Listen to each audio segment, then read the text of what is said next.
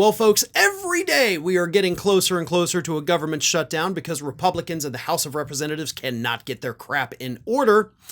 And an unlikely ally has emerged for the Democrats, I should say.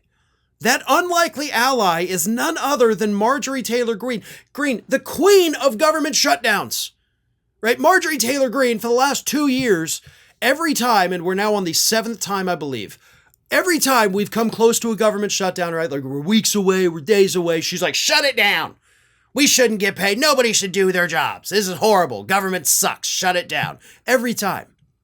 So you would think, obviously, logic would dictate, since she's done it every other time, that Greene would be totally in favor of shutting down the government on October 1st, a month and a few days right before the election. But no, for some reason, I don't know what it is, Marjorie Taylor Greene has come out against a government shutdown, while at the same time blasting her own Republican House Speaker, Mike Johnson. Here's what happened this week. Johnson gets on social media, and he says this. He goes, I urge all of my colleagues to do what the overwhelming majority of the people of this country rightfully demand and deserve. Prevent non-American citizens from voting in American elections. He, of course, is referring to the fact that he wants to attach the SAVE Act to the budget. So if we're going to keep the government running, we also have to vote to make it easier for Republicans to kick people off the voting rolls and to, allegedly criminalize that which is already criminal here in the United States. It's a redundant piece of legislation that will allow Republicans more leeway to restrict access to voting. And it's a piece of crap bill. So he says, Republicans, you got to do this. You got to pass this bill. Marjorie Taylor Greene says, not so fast. So she got on social media responding to Johnson's post and said this. This is classic bait and switch that will enrage the base only 1 month before the election when they find out that they have been tricked and let down again. This would force a government shutdown on October 1st because Biden and Schumer both said they will shut down the government as they are that adamant against the SAVE Act. Johnson is leading a fake fight that he has no intention of actually fighting. Even with a shutdown and full fight into October, it would be too late for the SAVE Act to make a difference for this election because absentee ballots would already be being mailed and early voting already starting. Speaker Johnson needs to go to the Democrats, who he has worked with the entire time, to get the votes he needs to do what he is already planning to do. So it seems like she's against the government shutdown, but also is like, go work with the Democrats and do what you were going to do anyway. So I don't know where she stands. Like, this is so weird. You're taking both sides, Marge, and you can't do that. You do have to pick a side. What do you want? We know you want the SAVE Act, but you're also admitting, like, SAVE Act ain't going to pass. And even if it did pass, it's too late to pass it anyway. It's not going to have an effect on this election.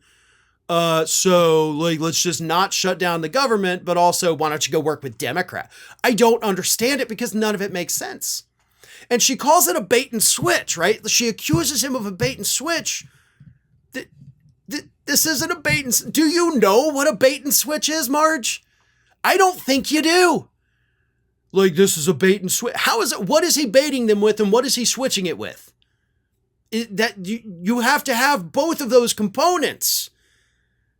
He's not switching it out for something at the last minute, you moron. So anyway, I don't know if Marjorie Taylor Greene wants a shutdown or not. She seems to not, but she also kind of doesn't like that Johnson works with Democrats. So who knows what's going to happen? But Marjorie Taylor Greene seems to have a very strong opinion of this. It just isn't very clear what that opinion actually is. We've partnered with Gundry MD to share this information with you.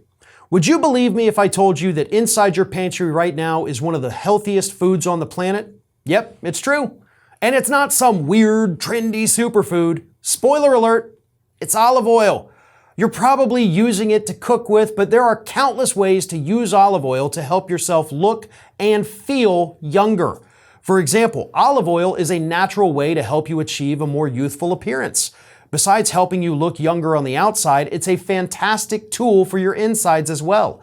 According to Dr. Stephen Gundry, who is a famous cardiothoracic surgeon, nutrition expert, and health advocate, you should get as much high-quality olive oil into your daily routine as possible, whether it's taking a shot of it daily or keeping a bottle of it in your bathroom medicine cabinet.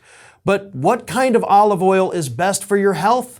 Well, any olive oil can give you some benefits, but if you're looking to get the best results, it matters a lot which one you pick. The olive oil industry is huge.